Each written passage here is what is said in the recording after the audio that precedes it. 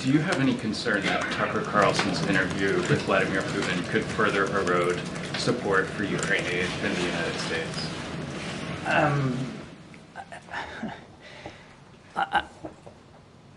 We're convinced that there is strong bipartisan support on Capitol Hill for supporting Ukraine. And we know there's efforts now to bring something up onto the Senate floor for a vote that would have Ukraine, Israel, Indo-Pacific, and humanitarian assistance, so supplemental funding in it, and without the border. We'll let senators work that out.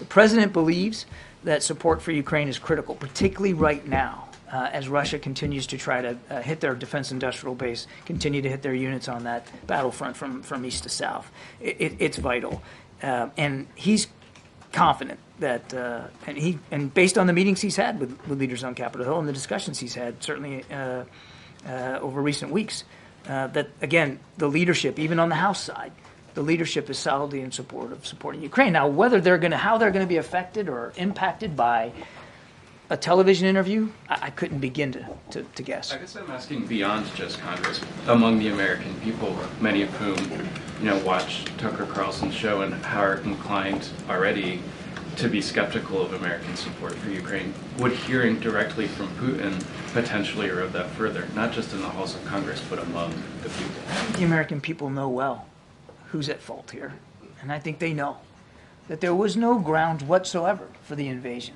on February 22nd, 2 years ago.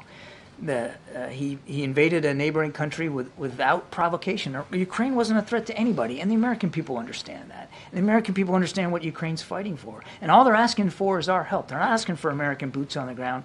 Again, I don't think the American people are going to be swayed by one single interview. And I think anybody that watches that interview, I haven't seen whatever's said, need to make sure remember you're listening to Vladimir Putin.